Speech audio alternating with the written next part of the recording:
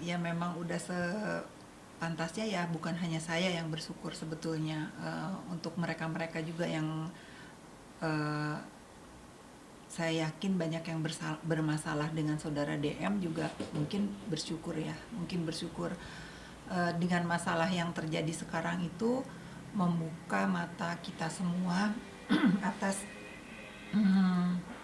image ya, atas image atau atas dugaan masyarakat Indonesia yang seolah-olah melihat Dito itu seperti orang yang kebal hukum atau orang yang berpengaruh nih di Republik ini. Kalau kita lihat kan di zaman Bapak Presiden Jokowi dan Pak Kapolri sekarang nggak ada itu orang yang bisa mengklaim dirinya hebat atau uh, merasa dirinya kebal hukum. Ya, kita bisa melihat sekarang semua pemberitaan tentang saudara Dito ya tertepis dengan sendirinya dengan dia dijadikan tersangka oleh Bareskrim Polri.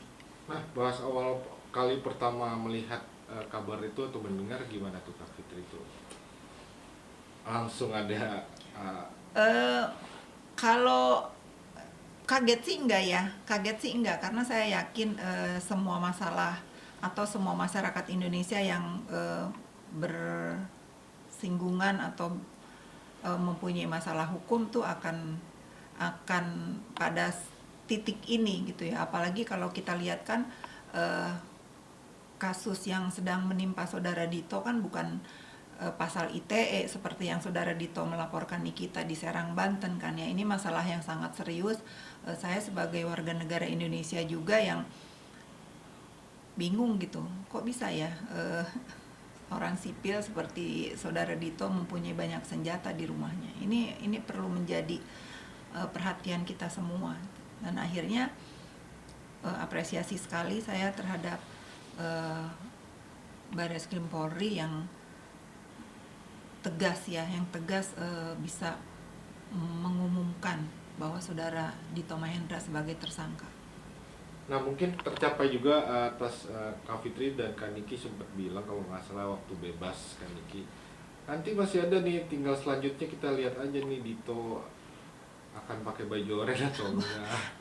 Kalau saya sebetulnya karena melihat begitu saudara Dito bermasalah dengan Nikita kan banyak nih netizen yang melaporkan ke DM Instagram saya kalau dia tuh kenal dan dia mempunyai masalah ini. Boleh dikat sebentar nggak? Boleh? Boleh ya.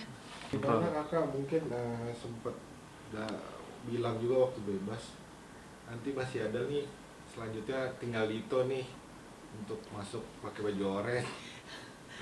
Bukan kalau itu tuh karena apa ya? Karena selama ini kan saudara Dito itu nggak pernah nggak pernah tahu nih ini orang siapa gitu ya.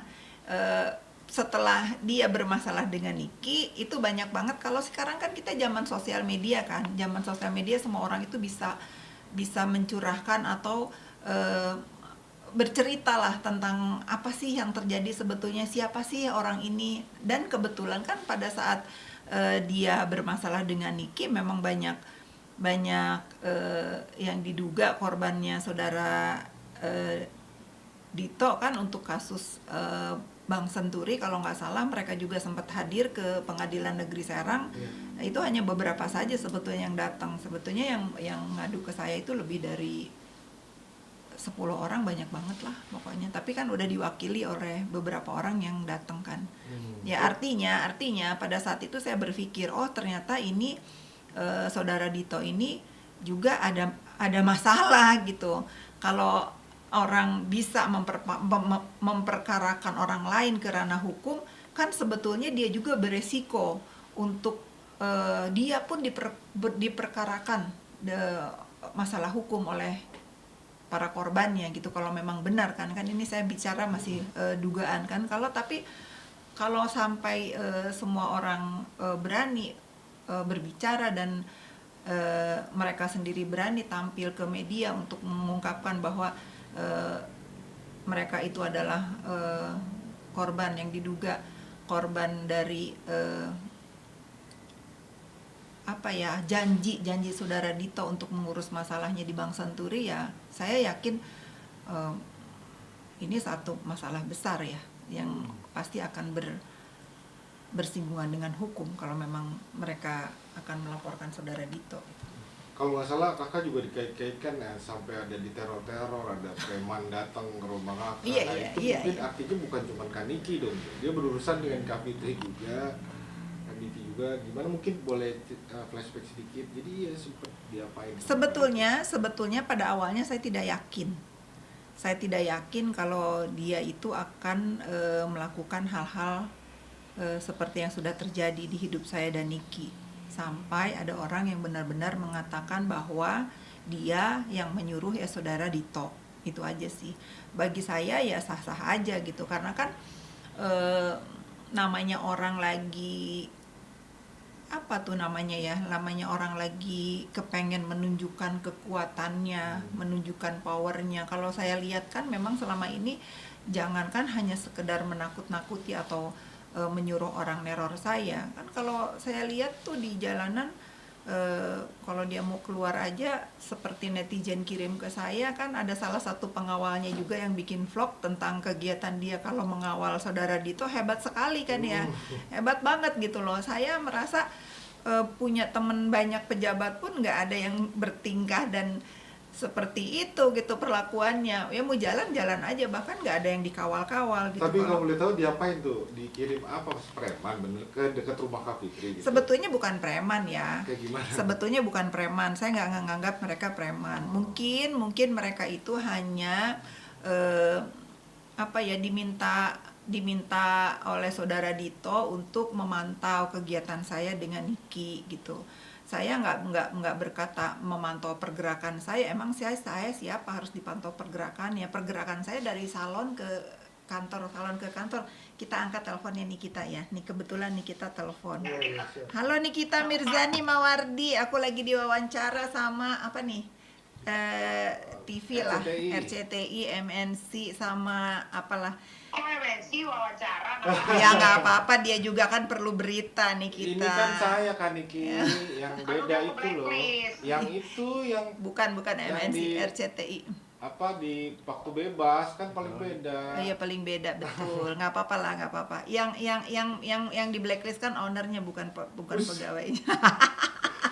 Mau lihat dong video call kan? Nah, mau lihat video call boleh nggak katanya? Boleh. Cuma nih kita sih yang berani nge-blacklist TV. Ini gimana nih guys? Aduh. Jangan dimasukin ya. Ntar diikat ya. Jangan dimasukin ya. Dikat ya. Dikat loh. Tuh kan mereka mah kalau suruh dikat. Hai, Ini kita. Oh, ini lagi. Muncul apa? Kaniki gimana nih? Ada kabar gembira mungkin buat Kaniki yang sempet waktu itu kan baru bebas. Tinggal si Dito nih mau pakai baju oranye ya kan? Sekarang udah jadi tersangka nih. Kaniki gimana nih? Gini deh. Saya salah satu manusia paling happy dia dalam kesulitan ya.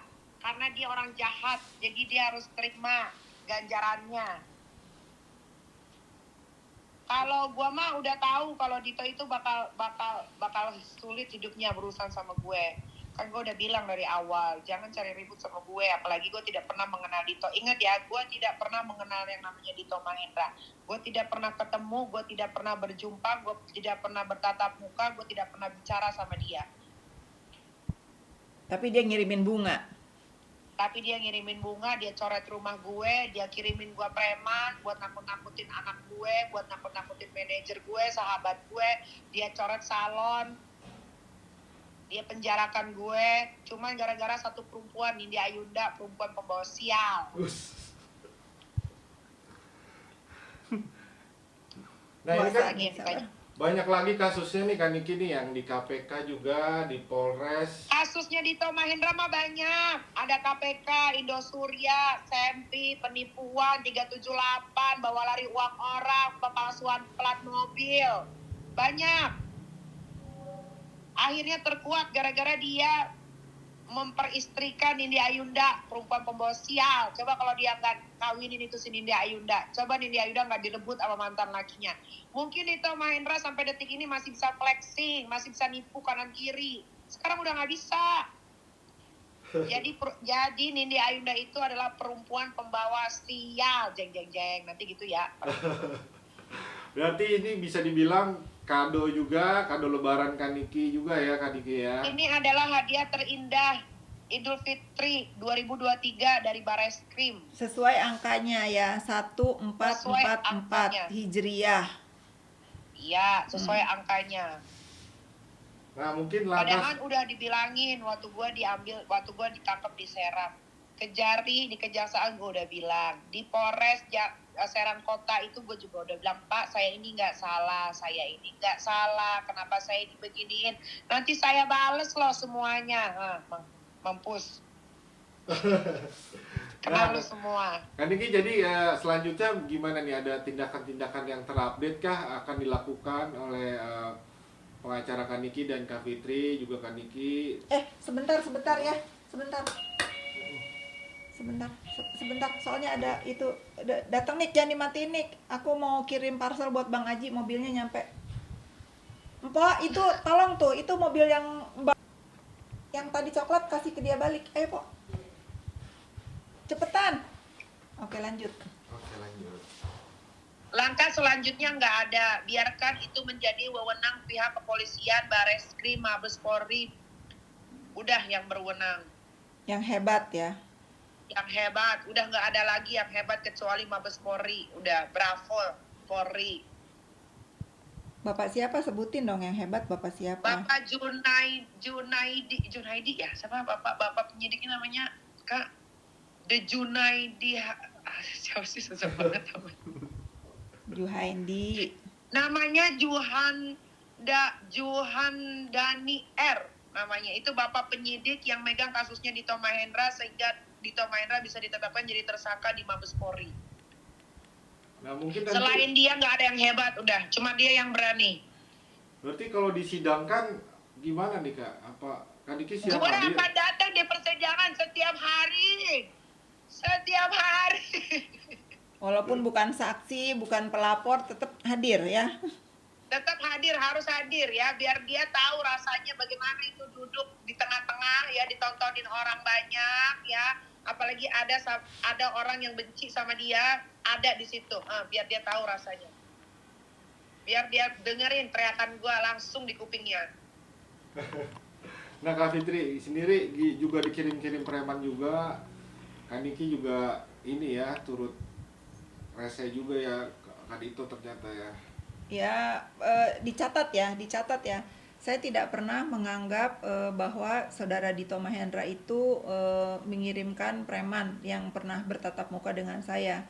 Saya merasa dia memang hanya diutus untuk mengamati, melihat gerak-gerik saya dengan Niki. Mungkin saudara Dito kepo.